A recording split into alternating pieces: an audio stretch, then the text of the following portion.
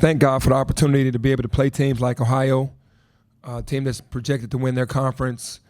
We played between exhibitions and regular season 5 different styles, which is really good for us because it's definitely challenging us to understand what we have to do, different game plans, and really proud of the guys for being able to switch game plans on these 5 games and be able to play at a high level.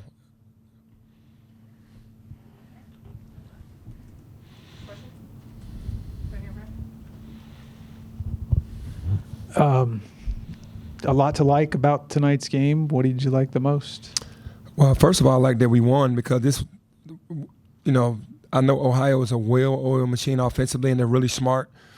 And to get a win on this level is definitely a blessing.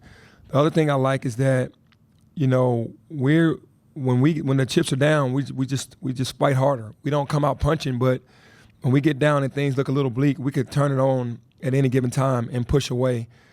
And I definitely like that. And I love the way we shot the ball tonight. That's a coach's dream to be able to shoot the ball like that. I mean, the three-point shooting in the preseason, the struggle was real. But these first 3 games, it's like night and day. How do you do you not even try to explain it? It's hard to explain because we work so hard on shooting. Most of our practice is working on shooting. After practice, the guys work on their own shooting.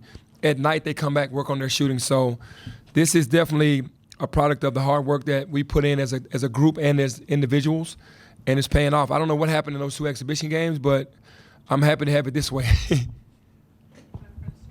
Hey, Coach, in the first 4 games, the 2 exhibitions and the 2 preseason, you were down first half and came back. This game, you was actually up. So how do you coach them different by being up versus having to struggle to come back? How does that different style work? Yeah, it's very different because you have a new team. You haven't been in a real battle with them yet.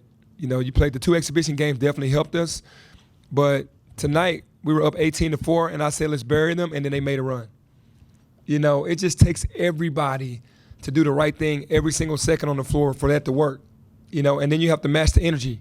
You have to have high energy in doing so. If you don't do that, then the team can get hot. I mean, these guys are Division I college players, and they did. They got hot.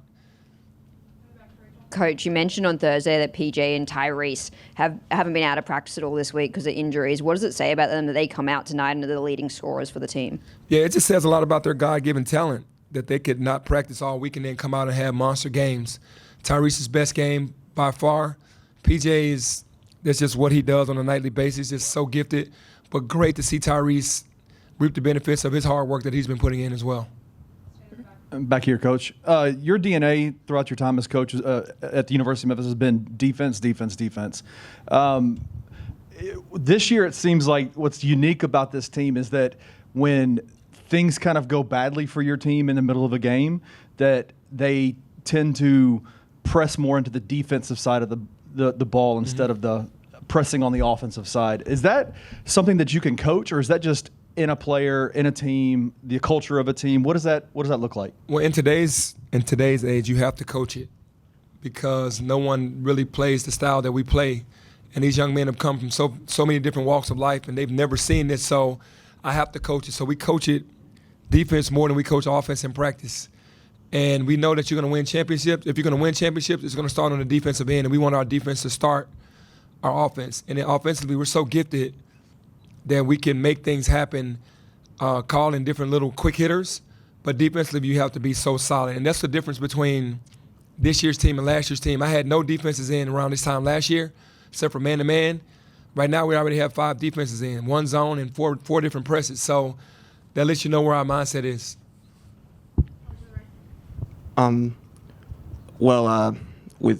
With Tyrese's second half performance, it really felt like he was the closer tonight. While it's been PJ throughout the first couple of games. Was tonight his coming out party, if you will? I hope so because he's been in the Big 12 his entire career, and this is what he's done his entire career. And again, him trying to figure out how to play with Kobe and PJ probably has had him a little hesitant. But to see what I saw tonight is what I'm used to seeing from Tyrese Hunter. So I'm praying that this is his coming out party. I mean, how big of a moment was it for him to, to be able to make this performance happen after, Ohio comes out mid first half, hits this, 7 threes and gets back into the game? Yeah, you can tell that it was one of those moments where he was like, finally, because he's been really working to get one of these games in.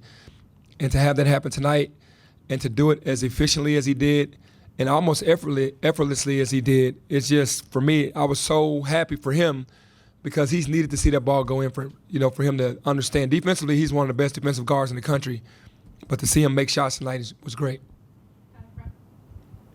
Coach, 19 assists on 32 made buckets. What do you think of just the ball movement in the half-court offense? Yeah, being a point guard, making others better is what it's all about.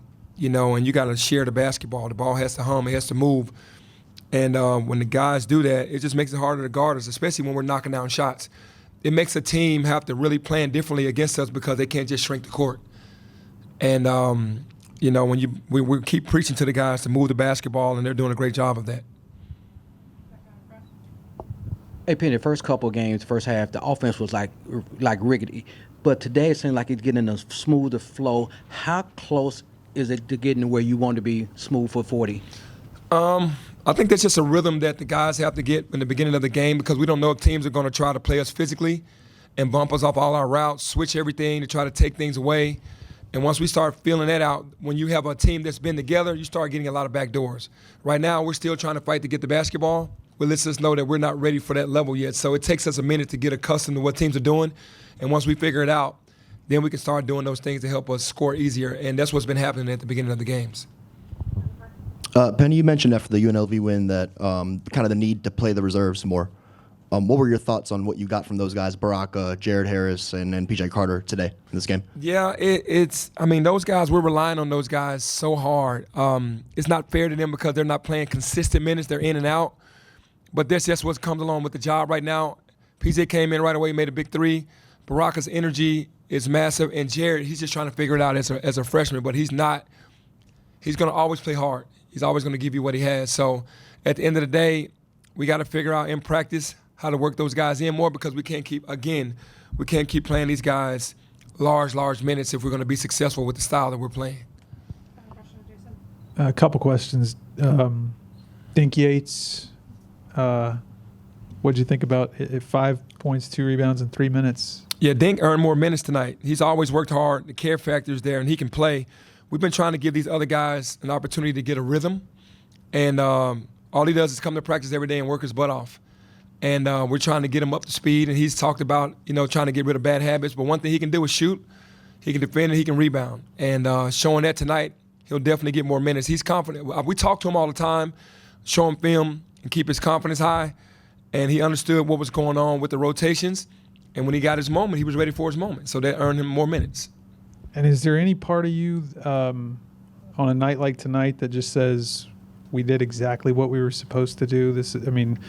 No disrespect to anybody, but this is what we were supposed to do, and we did it. Yeah, obviously, when you're playing a team that you're supposed to beat, you got to beat them. You can't lose games at home with the team that you're supposed to beat. And again, that's no disrespect to Ohio. And it's definitely satisfying and gratifying that you can come into a game and leave from start to finish and win a game outright instead of always struggling to win the game. And that's what good teams have to do. Thanks, Coach. Thank you.